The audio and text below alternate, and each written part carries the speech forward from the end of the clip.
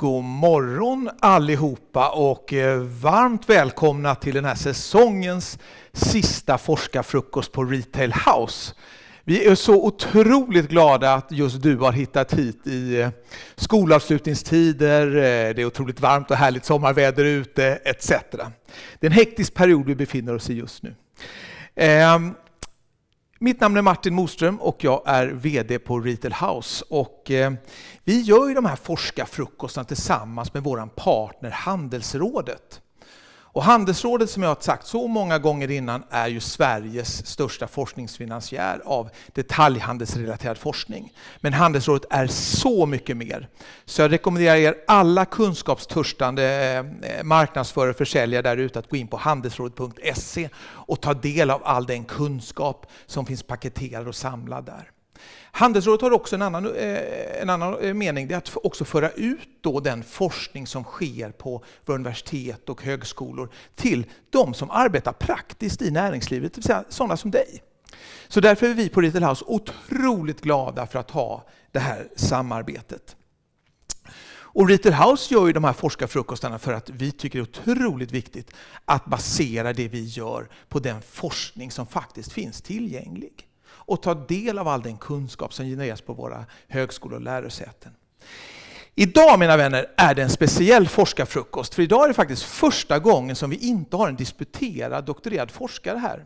Utan vi har 2 stycken studentgrupper som ska presentera sina tankegångar om den framtida fysiska butiken. Jag har den stora äran att sitta med i Advisory Board till Centrum för handelsforskning för Lunds Universitet. Och jag var i december inbjuden till en hel förmiddag. Du fick 13 eller 14 föreläsningar på temat hur framtidens retail om 5 år kommer se ut.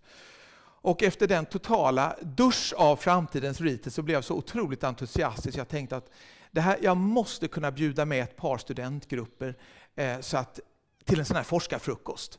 Så att jag är otroligt glad att få 2 stycken av de här grupperna med oss här idag. Och dessutom har vi den stora äran att få en slutkommentar och en liten inledning alldeles strax av professor Ulf Johansson som är chef för Centrum för handelsforskning vid Lunds Universitet.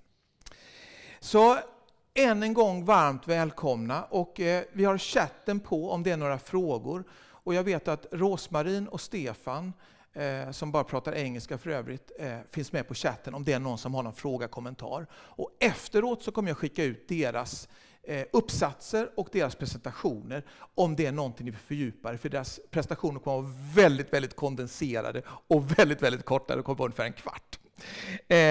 Så än en gång varmt välkomna. Nu lämnar jag över ord och bild ner till Skåne, till min gode vän professor Ulf Johansson. Hur är läget? Det är alldeles utmärkt. Det finns ju inget ont som inte har något gott med sig. Man kan sitta på sitt sommarställe och vara med i din forskarfrukost, Martin. Det är första gången jag är med på det här sättet. Jag har varit med några gånger fysiskt och det har det varit. Det också. Så tack, roligt att vara med. Några korta ord om det som ni kommer att få lyssna på. Ni kommer att få lyssna på 2 av de bästa studentgrupperna från en kurs i retail som vi kör varje år i vårt masterprogram på Ekonomihögskolan i Lund.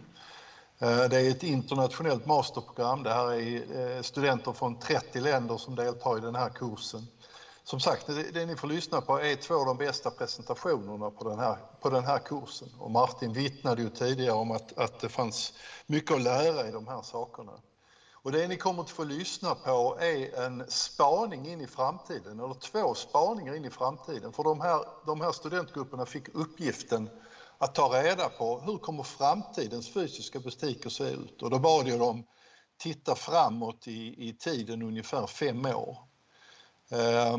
Och då kan man säga, hur kan man göra det då? Jo, det kan man faktiskt göra med hjälp av scenarioteknik. Och det är ju ett ganska systematiskt sätt att närma sig det här med framtiden. Man identifierar omvärldsfaktorer som är viktiga och sen kokar man då ner det till att man gör ett scenariokurs på 2 av de här faktorerna. Och det är det ni kommer att få se i båda de här presentationerna. Men också en massa andra saker.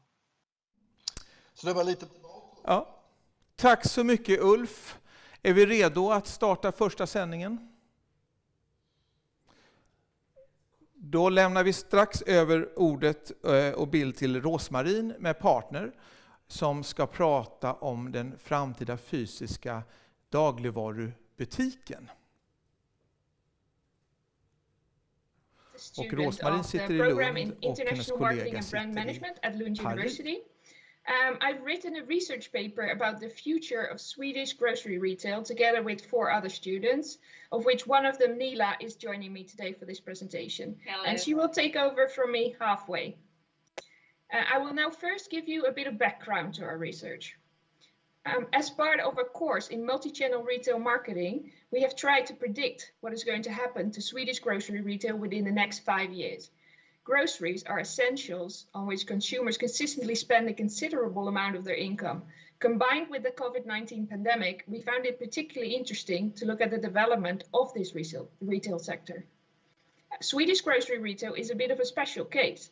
With a high market concentration and a low competitive pressure as a result, the industry has evolved slower than many other European countries. The pandemic can, in that sense, be seen as a bit of a wake-up call.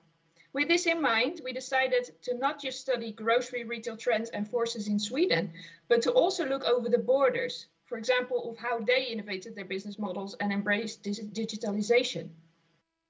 The last thing I think it's good to explain is that we looked at developments in terms of fast retail and slow retail.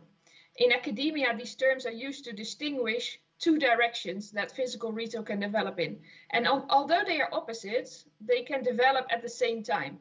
And when we talk about fast retail in our presentation, we mean it is focused on speed, efficiency, and convenience. And when we talk about slow retail, we mean it is focused on experiential aspects such as storytelling, aesthetics, and social interaction. The purpose of our paper was to explore how the physical grocery retail format in Sweden will evolve in terms of fast and slow retail in the next 5 years. We will now move on to the next slide. And I will explain a bit more about the forces we looked at. The start of our research was to determine which were the major forces to shape retail in the fast and slow directions. It was a tough job, and I'm sure many of you can come up with forces that are not on this slide, but based on their relevance and impact, we had to settle for the 3 most important. And those are the ones that you can see here. You're probably very familiar with them, so I will only touch upon them very briefly. Digitalization has had a significant impact on physical retail stores. Think about, for example, the use of new technologies, the growth of e-commerce, and the digital expectations of the customers.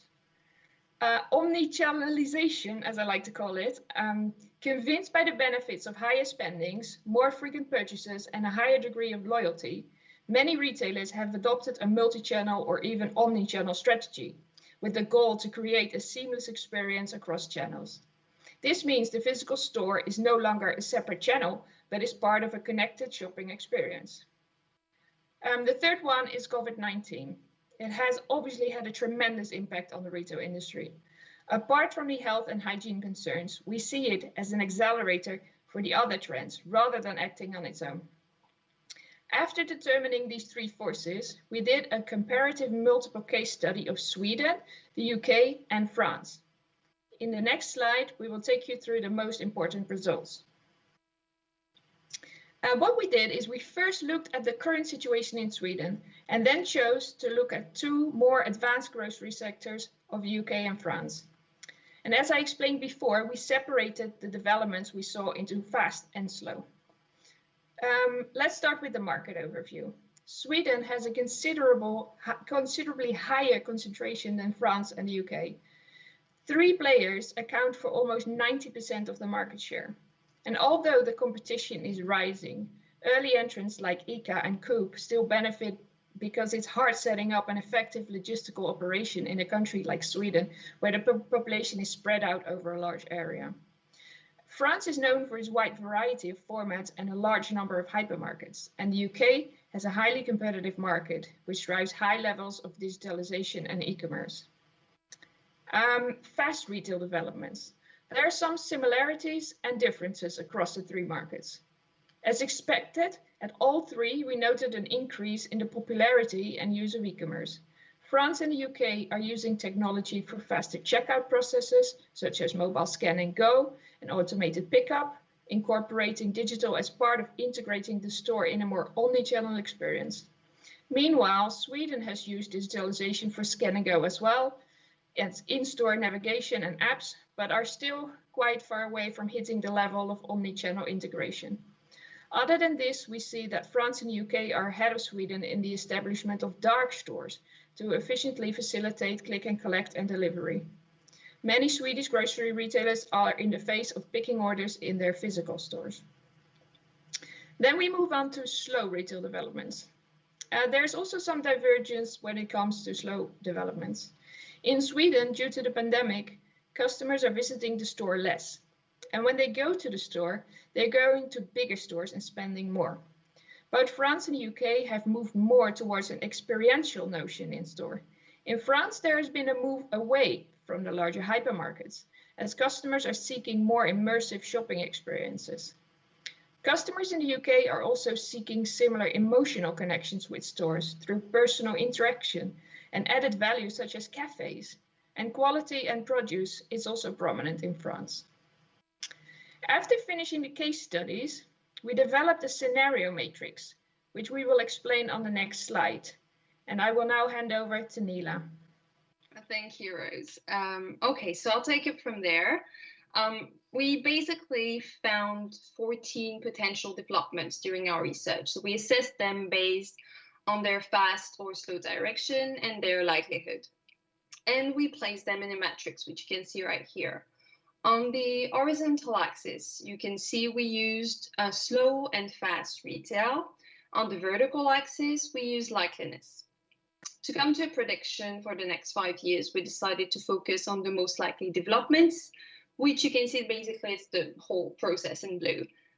This leads to the main result of our research, and we'll explain them in more detail later. But as you can see, we also identified less likely developments, both slow and fast in nature. They are still plausible and can be impactful, definitely, but they're also less likely to happen over the next 5 years in Sweden. So I'll give you 2 examples. We might see a stronger focus on fresh produce in physical stores. This has impacted the customer's choice of supermarkets in the UK and in France. Another point, in store experience, we might see a push for the physical store to offer hybrid experiences. So a mix of physical and digital, with experiences being increasingly important at the heart of the shopping experience. So that's in terms of customer service, socialization, interaction, both customer to customer or customer to employee. But 5 years is a very short time for such a challenging and time-consuming development, I'd say. So we put these on the side and focused on the most likely developments. Before moving on to the blue part, it's important to say that all the developments in this matrix are symbiotic. They are connected together. Our analysis revealed that the scenario isn't either fast or slow, but made of both fast and slow developments happening together at a different pace and in different settings. So onto the most important findings of our research. We'll change slides to the fast and slow development. So we'll now share the 5 developments that we think will have the most impact in the next 5 years. 3 of them are fast retail developments and 2 are slow retail developments. A quick reminder, fast retail developments initially are those driving the industry towards creating, I'd say, a more convenient shopping experience for the customer. It's going towards a convenience direction, making the shopping experience faster and more efficient in a way. So as you can see, the first one is a widespread adoption of scan and pay services, eliminating the unnecessary waiting time for the customer within the checkout process. The second point, second fast retail development, is click and collect and drive-thrus, also at external locations, away from the stores, like for example at gas stations. So implementing basically diverse pickup options. The third fast development is an increasing number of dark stores. basically to support digital services of grocery retailers, which will decrease the need for in-store picking, making the logistical process, I'd say, smoother and allow the store to focus on other priorities. Moving on to the next slide for the slow developments. Quick reminder again, those developments are about enhancing the customer experience. So making the process, the shopping process, slower and about spending more time in the retail store. So the two most important slow retail developments can be seen on the slide right here. We predict an increasing number of large stores like Storkop or ICA Maxi, based on the trend for people to make fewer visits to larger stores. Another likely slow retail development for Sweden is the offering of a bigger product assortment, including more private label products, following the case of France and the UK. Moving on to the next slide, I would like to share this image to illustrate our 5-year scenario. So it basically illustrates what we've worked on with the case studies, with the analysis. That's the result. What we can see here is larger, spacious shop format with big product assortments, including more private label brands.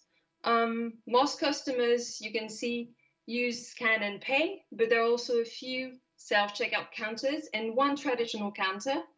The click and collect pickup area is automated and it's outside. The order is being provided from a dock store. The dock store is visible in the picture, it's in the back, but likely to be positioned at a cheaper location a bit further away.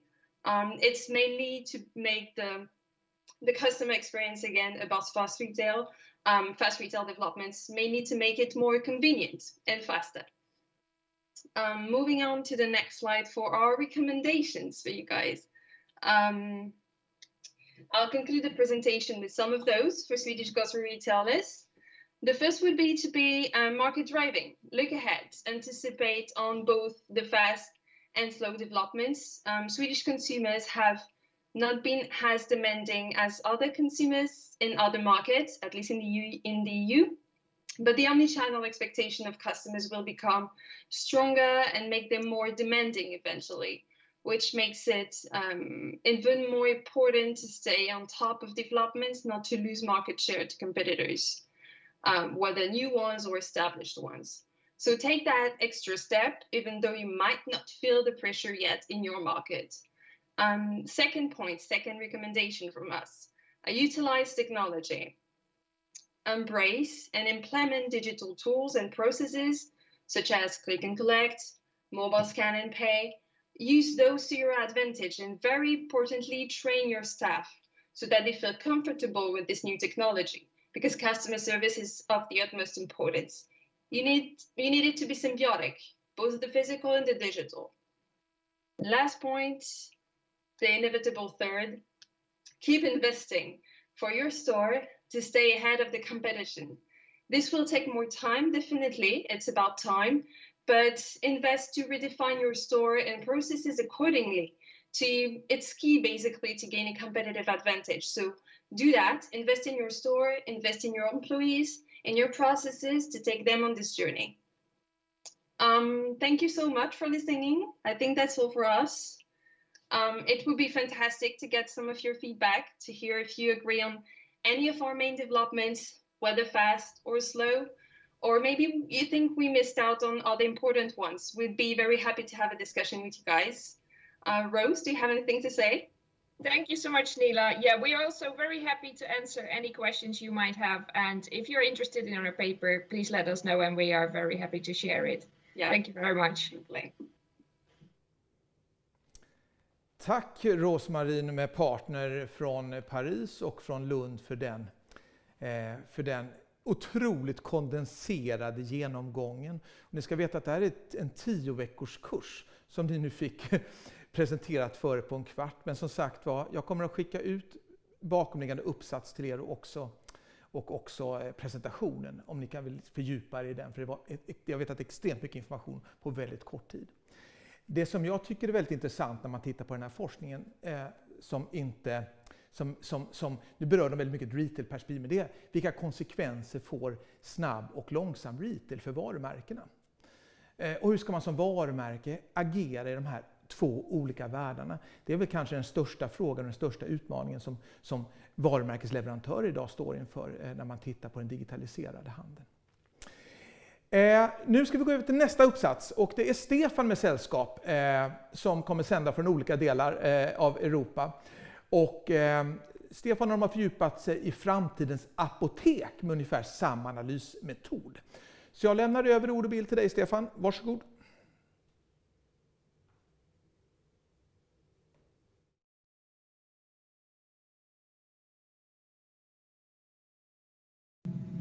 So thanks, Ulf. Thanks, Martin, for introducing us. And hello, everyone. Today with Anna, Christina, Nicoletta, Zakaria, and myself, Stefan, we're going to present to you our 4 scenarios of the future of pharmacy retail in Sweden.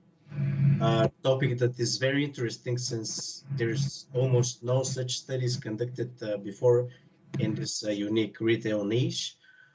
On the next slide, we're going to walk you through the basics of this topic, how we derived the information to construct our 4 scenarios by discussing the PESTEL and POTUS 5 forces tools, which are business tools that you as business practitioners are probably very well familiar with. And we'll conclude this presentation with recommendations for managers and brands.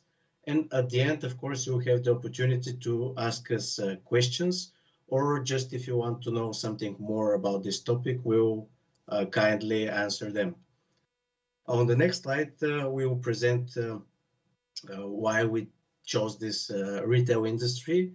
Basically, we chose pharmacy retail because it's often characterized with its conservative approach. We were also intrigued by the pervasiveness of technology, innovation, and automation worldwide in this industry, which of course exerts pressure on the local environment as well. Moreover, the current pandemic situation prompted our interest even further in how this sector is coping and developing, and especially after the deregulation of the pharmacy market in Sweden in 2009. When you are a state-owned company, sometimes you can forget to innovate. But when you face competition and you're part of it, you must think of ways to strengthen your pharmacy retail chain. Globally, we can observe trends that are penetrating other retail industries, such as automatization, online retailing, new radical concepts of stores such as Amazon Go. Probably you know that these are concepts that have absolutely no human personnel in them. They're absolutely automatized. So we questioned ourselves, what are the scenarios and the direction that the pharmacy can go to, and attempted to answer the question, what will be the future of the physical retail pharmacy in 5 years' time in Sweden? Sweden was an interesting case since the pharmacy retail enjoys customer satisfaction of 98%, which is absolutely astonishing. But this rings a bell since retailers get complacent under their success and they stop innovating. And despite the high satisfaction, we found some pitfalls that can potentially have a negative impact on the industry, such as the lack of qualified personnel, increase of online sales by 315% in the last 4 years, and questionable rural coverage, among others, of course. And just a little bit of theory, a very small portion. The adaptive cycle theory is useful in our research, and it guided us through, since it emphasizes the need of constant innovation and help retailers become more resilient to external crises by monitoring and adopting new technologies. And retail resilience should be embraced as a strategy and seeking always new ways to survive in the ever-changing environment. And now Amna will present the information we extracted with the PESTEL. Amna. Yeah, Thank you, Stefan. I will be talking about the current pharmacy situation that is prevalent in Sweden. So it is imperative to analyze the macro environment that the pharmacy industry is operating in. We conducted a pestle analysis. I will be starting with the political factors. So in 2009, the pharmaceutical sector underwent a change in ownership where 2/3 of the pharmacy was sold to private owners. The industry is a regulated one now, where the markup charged by each pharmacy is regulated by the Dental and Pharmaceutical Benefits Agency. This has overall resulted in better availability of products, increased variety, safer medicine usage, and also better prices.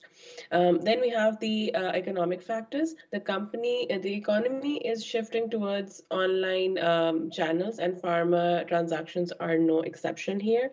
In 2019, the digital pharmacy industry was the fastest growing sector within Sweden, and it grew 315% year on year. Prescribed medication accounts for more than 70% of that revenue, while the rest is covered by OTC medicines and other products. Moreover, the parallel imports are encouraged within the European Economic Area. Also adds to this, where the weakened Swedish crown and the weakened Swedish crown does not bode well for the economy, as it is weak against the euro and US dollar. The system overall saves costs for the customers to a degree, but it incurs costs for the pharmaceutical companies themselves. Then we have the social factors. In Sweden, satisfaction among the pharmacy visitors is high, as Stefan also mentioned, which translates into higher number of visits. And the two main reasons for this satisfaction are the geographical location and the product availability. Now, a fraction of the population is also dissatisfied, and this stems from limited opening hours in some cases, and also the language barrier which the foreigners face. Now, talking about the technological factors, as digitalization and e-commerce are increasing in Sweden, online sales of pharmacies are also growing. There have been 5 national retail chains, 4 private pharmacy companies, and 3 solely online operators who have established themselves within the Swedish market. Now, the increased automation and implementation of robotics is also changing the scenario overall. More and more pharmacies are now buying compounding robots to produce individualized medicines. There's increased automation, and it is beneficial for the patients as well as the pharmacists, as it protects them against the hazardous substances. Another aspect to consider is the environmental factors. The COVID-19 pandemic impacted pharmacies with regards to the safety of their workforce and their customers. The pandemic has furthermore increased the customers' demand for contactless retail experiences, home delivery options, and increased safety measures within the retail stores. Lastly, we have the legal factors. Now, as mentioned before, the pharmacy market overall is a very regulated one. The Swedish Medical Product Agency is in charge of regulating the price and the surveillance of the products. It also determines the need for the prescription. In addition to this, the Dental and Pharmaceutical Benefits Agency, which is a central government agency, it sets the retail margins for pharmacies and regulates the substitution of prescription in pharmacies. The Swedish law also states that at least one pharmacist is present in the pharmacy while the transaction is being carried out. And as also mentioned, the parallel imports, which is very much encouraged in this European Economic Area. However, the need for this is that the medicine that is being dealt with is authorized in Sweden as well as the country that is exporting that product.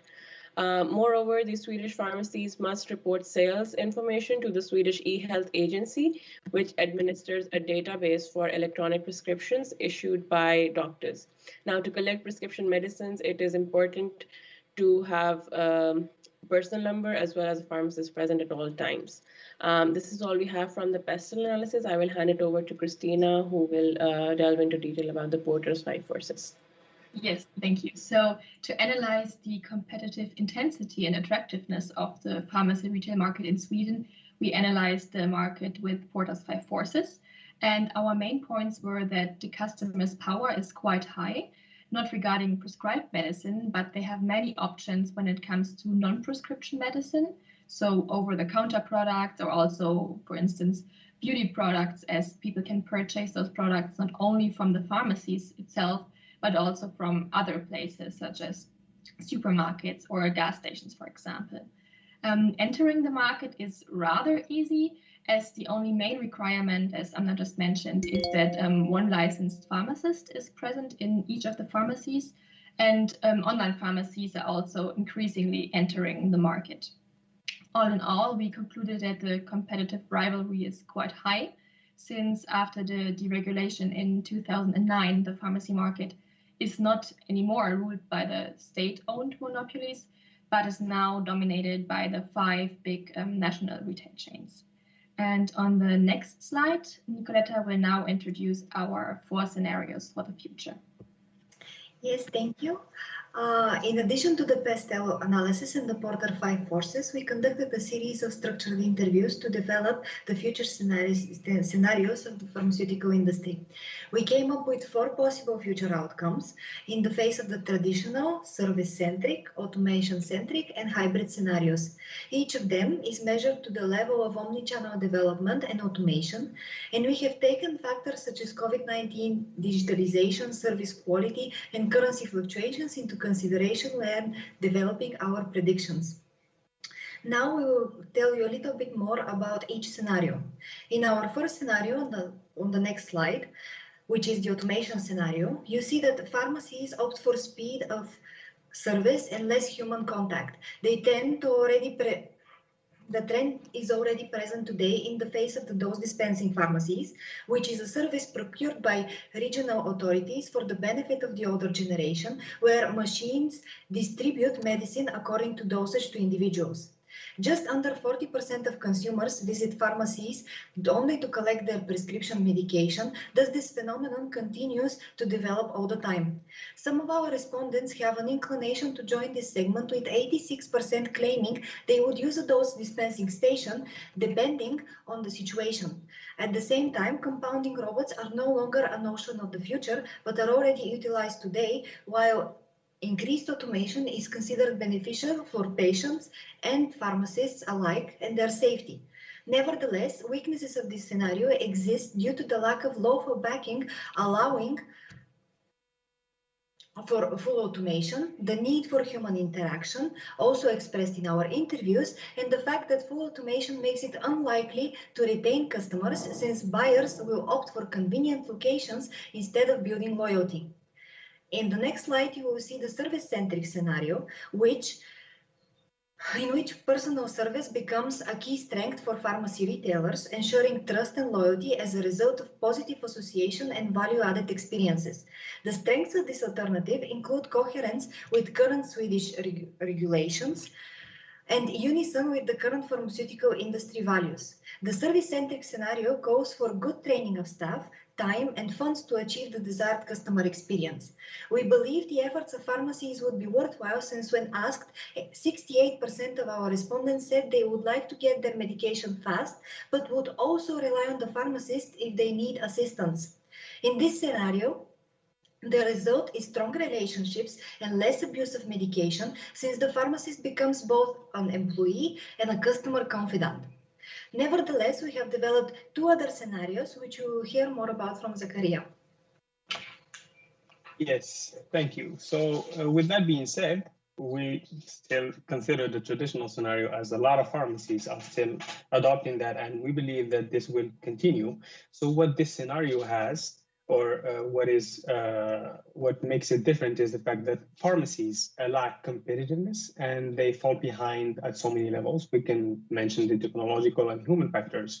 So basically, they do the bare minimum to survive. So they act as survivors as opposed to being strong competitors within the industry.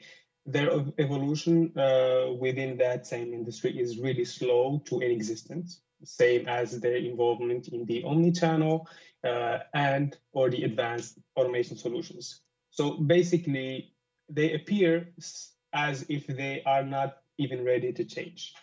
In the next slide, we will talk about the hybrid scenario, which is, at least in our opinion, the best for several reasons. One of them being the fact that it has the best of both worlds. So it has high personal service quality, which is always good, and leads to stronger relationship between the retailer and the customers.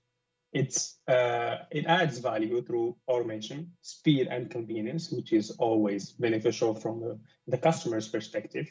And it has also safer medicine consumption, which can be achieved through information sharing using the technological advancement and different tools. Also, this hybrid scenario results in a longer lifespan, which is optimizing the relationship on the long term between the retailer and the customers themselves.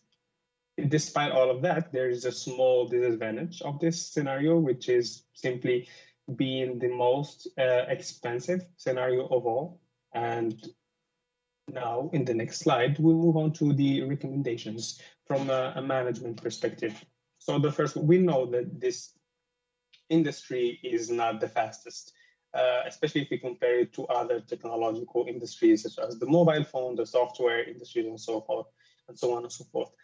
But it is important for managers to adapt to the even slow pace change that is happening around them. They need to pay attention to the trends. They need to be aware of what's happening around them. That's what we mean. Also, they need to lead the change by introducing several factors, one of them being better training of staff. That is highly important. If any one of us goes to a pharmacy and asks for help, they are expecting the minimum, which is being understood and being served in the appropriate way, especially in this industry when medicine and their own health are involved. Another factor is to collect better data or use better the data collection systems. This is highly important. It's probably one of the very and most powerful tools that exist nowadays. It has a lot of opportunities that it provides. Companies can, from the data they collect, they can analyze it and they can identify patterns within the data that will make them able to satisfy their needs on the long-term basis, which also will make the customer lifespan even longer. So it's a win-win situation for both parties. Also, if possible, it is advised and recommended to use those dispensing stations and 24/7 service. We never know when a person might get sick, right? So let's say that you wake up with a headache in the middle of the night and you need to talk to someone. If you cannot go physically there and talk to someone, at least make it possible for them to call a certain phone number, for example. That would be will make a really huge difference for the whole industry, especially for the consumer's perspective. And then if you add those dispensing stations to the equation, that will make the consumer happy. I mean, happy is a bit far-fetched considering that they're sick at that point, but yeah, the satisfaction would be optimized. Another recommendation is to at least try to slowly move to the hybrid scenario, since we believe it's the best, at least for now and the near time future. So now Stefan, in the next slide, will add recommendations, but this time from the brand's perspective. Thank you, Zakaria. So the product brands should adopt a flexible approach to the branding strategy. For example, they should follow the trends for marketing perspective, developing their brand apps with different features such as reminders, medical tracking, health history files, instructions for medicine usage that you're currently taking. And also they should point the local pharmacy's availability and location, or if they're membership of some customer loyalty program, members discounts. Also, personalized service should be available in the pharmacy, such as consultation meeting with the pharmacist is very important. For example, the product brands can organize free trainings for pharmacy personnel to increase their knowledge and inadvertently act as in-store product managers on their behalf. And this is absolutely aligned with our hybrid scenario, which you heard some moments ago. The brands on the shelves should be optimized with consideration of quality, reliability, and brand reputation. For example, Apoteket OB has an image of being safe, since it is the only state-owned pharmacy, and the product brand can use that and align itself with the pharmacy brand. Product brands can market themselves as safe or use better ingredients, and they can align this image with that of the pharmacy. Also, when customers purchase online, product brands can add instructions to the pharmacy website for safe usage. Service convenience is another important aspect that product brands must consider. For example, availability, buying process speed, delivery, different delivery options such as home delivery versus pickup stations. Also, brands can collaborate logistically with the pharmacies so that they know where the highest concentration of purchases of their products are, and so that they can ensure adequate supply. Furthermore, for prescription medicine, brands can work with the state to identify which are the products that can be used with drugs, so that private labels can also be used with prescription drugs. Product brands can also create promotions when there is more demand. Brand representatives can come into pharmacies in person, for example, measure a person's outlook or evaluate the quality of his skin or hair or etc., and recommend what products to use, so that customers can have free consultation with the product brand reps, and this way they can feel cared for and appreciated. So this was our small presentation. We hope that you liked it. So thank you for being with us. And if you have any questions at all, feel free to ask, or if you just need more information. Thank you. Så, tack så mycket Stefan för den, återigen en otroligt kondenserad rapport, analys på ungefär 20 minuter. Ni kommer också få bakomliggande datan på den här rapporten också i er mejl sen. Vi har fått en fråga på chatten som jag tänkte, och nu tänkte jag vända mig faktiskt direkt ner till Skåne och till professor Ulf Johansson på Centrum för handelsforskning och få hans lite grann slutsatser, tankegångar kring framtida format. Men först en fråga Ulf som vi har fått från auditoriet. När passar det att göra en sån här scenarieanalys egentligen? Det känns väldigt omfattande och man har ofta inte 10 veckor på sig på de här företagen som våra deltagare jobbar på. Alltså det är ju en analys som bygger på att man jobbar med osäkerheter. Så i de situationer man upplever, vi är väldigt osäkra på hur vissa drivkrafter i vår verksamhet kommer till att utveckla sig. Så låt oss titta närmare på dem då och den osäkerheten. Vad händer om det här händer? Vad händer om detta händer? Så det är ju ett sätt att som inte sällan företagsledning, organisationsledning, att förbereda sig på olika händelseutvecklingar, olika möjliga verkligheter framledes. Min upplevelse är ju också att pandemin har gjort att många fler organisationer faktiskt jobbar med detta. För man har insett att det här skulle vi kunna gjort innan. Scenarioanalys på pandemin och dess konsekvenser för vår verksamhet eller liknande händelsers konsekvens på vår verksamhet. Nu tänker jag mig att det är många organisationer som sitter och tittar på hållbarhet och klimat på precis det här sättet. Hoppas jag. Det är ett otroligt intressant verktyg där processen också i sig är någonting som är nyttigt i en organisation. Att börja prata om vad händer där ute för någonting. Sluta stirra sig blind på sina egna skor utan höja blicken och titta utåt. Vad händer i världen för någonting? Grymt. En liten föreläsning Martin. Ja, men det är härligt Ulf, tack för den. Det är därför det är så härligt att ha en professor på plats i rummet. Ulf, ska du dra lite slutsatser och sammanfatta och konkludera det här vi har lyssnat på och ge dina egna tankegångar kring den framtida butiksformaten och framtiden för den fysiska butiken. Varsågod. Tack så mycket. Man kan ju fundera på varför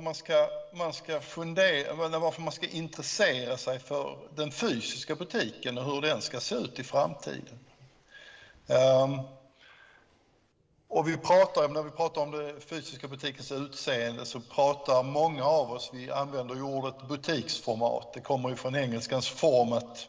Och då pratar vi om butikens erbjudande i ett antal olika dimensioner. Service, sortiment, atmosfär etc. Och i grunden handlar det ju om hur fysisk retail vill möta kunden i framtiden. Det är ju det som formatet handlar om på olika sätt. Och ni har lyssnat på 2 av de bästa rapporterna vi hade. Vi hade 12 rapporter i julas som presenterade efter den här kursen. Och tittar man på dagligvaror så bygger ju idén här som de presenterade, den bygger ju på. De gjorde en scenarioanalys. Jag tror de hade ett 30-tal trender de hade identifierat som sådana som liksom påverkade dagligvaruhandeln och hur formatet kommer till att se ut i framtiden. Av de 30 trattade de ner detta till 2 stycken och det är de ni fick se. Och det handlar ju liksom om man ska ta tid på sig att handla eller det viktigaste är att det går snabbt. Det man också gjorde i den här gruppen var ju att man tittade lite grann utanför Sverige. Man tittar i ett antal andra länder för att få inspiration. Och grunden är ju det man kallar PESTEL-analys. Och det har säkert många av er varit med om att göra. Det är ju en engelsk förkortning av engelska ord. Politics, vad händer i politiken?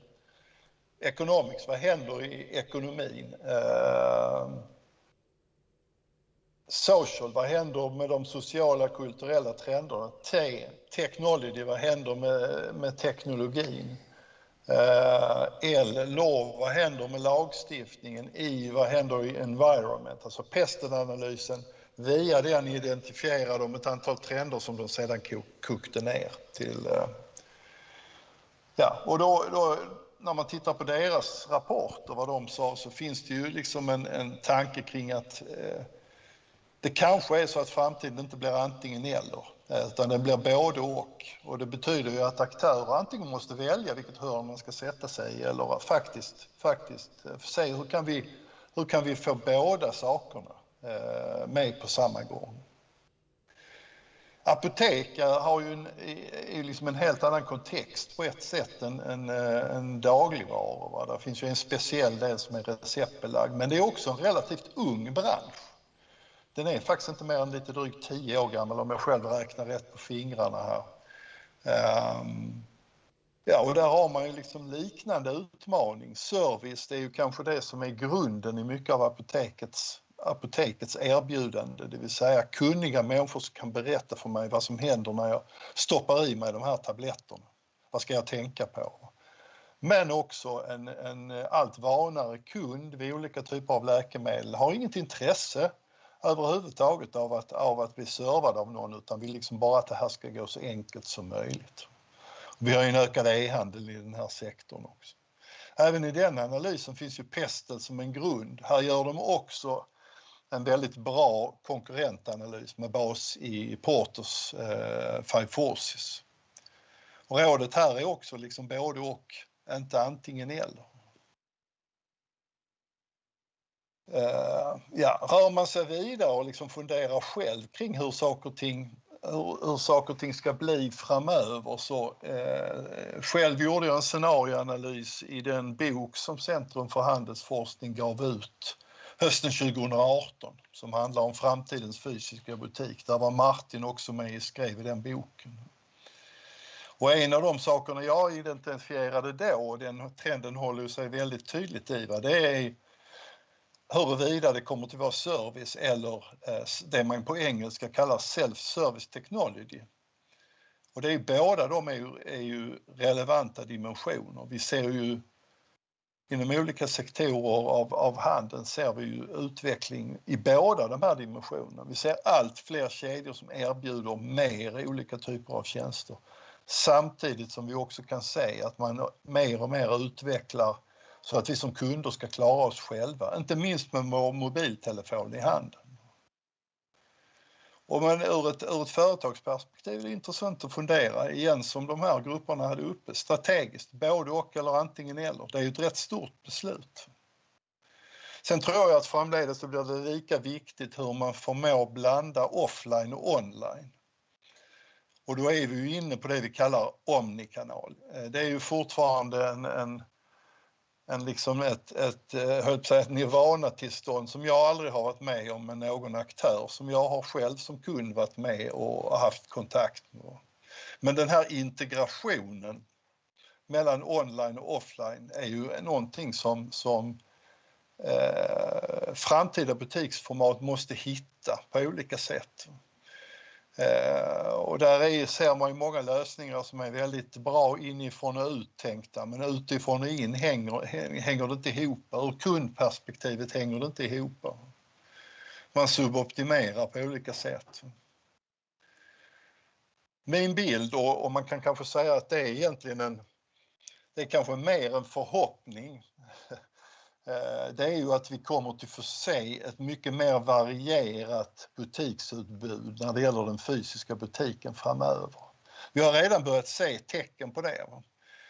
Vi ser de traditionella butikerna, vi ser att det dyker upp allt mer showrooms, planning studios, pop-ups, advice stores, pick-up points etc. Det börjar finnas ett mycket mer varierat utbud av fysiska butiksformat.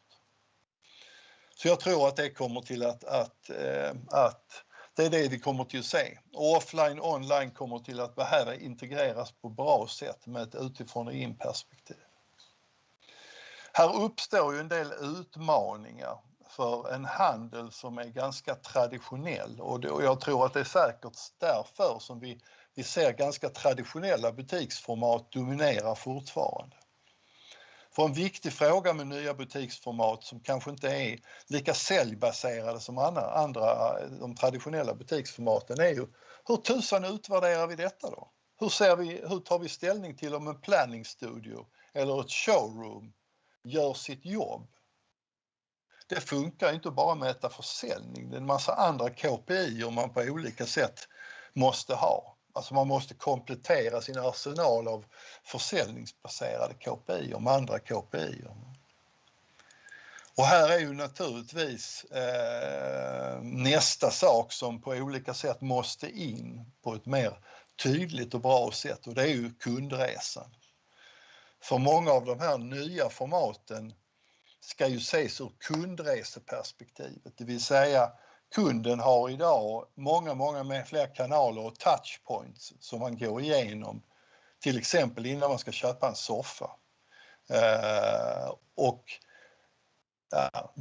Vill man stötta den resan på olika sätt, så behöver man hitta KPI:er som stödjer nya butiksformat. Det räcker inte bara mäta när man faktiskt har sålt soffan. Visst blir det komplexare, men det borde väl också vara verkligheten som faktiskt styr över kartan och inte tvärtom. Det var några reflektioner, Martin. Tack Ulf, det är alltid så otroligt både komplext och härligt att samtala med dig. För ibland vill vi ju som simpla marknadsförare och försäljare ha enkla svar. Va? Vi vill ha rätt svartvita svar, vad gör vi? Men det är lite grann både och. Men det jag tycker är intressant, det du belyser här, det är att vi helt plötsligt nu ser en mångfald av nya format som växer upp. Va? Ja, vi har ju för allt för länge liksom haft det traditionella. Va? Vi är ju vid en punkt nu, om den fysiska butiken ska liksom överleva, att det gäller att våga ta lite nya grepp på den. Va? Den ser ju faktiskt ut, i många fall, som tittar man till exempel på dagligvaror, så ser det ju faktiskt det är rätt likt 50- och 60-tal ur ett kundperspektiv. Så det är kanske dags att ta nästa steg. Mm. Tack för den reflektionen Ulf, och tack för att vi fick göra den här forskarfrukosten med dig och Centrum för handelsforskning och dina fantastiska studenter. Jag är så tacksam för att ni ville vara med och göra det här tillsammans och erbjuda den här möjligheten att lyfta ut er kunskap till oss vanliga dödliga praktiker där ute. Tack Ulf, stort tack. Tackar. Och jag ska ta vid det Ulf egentligen slutade med här, för att det som det handlar om, att det handlar om kundens köpresa. Att förstå vad kunden är någonstans och vilka touchpoints kunden har.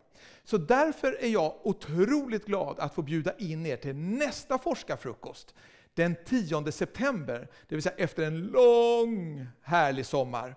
Då har vi nämligen bjudit in doktor John Karsberg som är disputerad från Handelshögskolan, men inte nog med det. Han har dessutom varit inom H&M och varit med om den digitala transfereringen på ledande position inom H&M. Så han ska komma hit den 10 september och tala kring temat nyfiken på kunden. Och det tycker jag blir en rätt så bra uppföljning till den här föreläsningen vi har fått idag, där vi har tittat mer på strukturfrågor, och nästa gång den 10 september då ska vi dyka in på kunden och egentligen få lite metoder, tekniker och framförallt kunskap hur vi ska tänka kring den framtida kunden, det vill säga du och jag när vi handlar. Hörrni, klockan är snart 9:30. Vi har haft en timme tillsammans och jag är så otroligt glad att ni vill delta på det här. Jag tackar också Handelsrådet för att ni är med och gör det tillsammans med oss. Jag tackar också Thomas och David bakom spakarna som har skött den här sändningen. Och självklart tackar jag professor Ulf Johansson i Lund och hans fantastiska studenter för deltagande. Och sen vill jag avsluta med att säga glad sommar och ha det så bra, var rädda om er, ta hand om er. Och jag kommer skicka ut underlagen från den här dagens föreläsning till er, kommer via mejlen. Och vi håller kontakten och hörs. Tack för idag, hej då.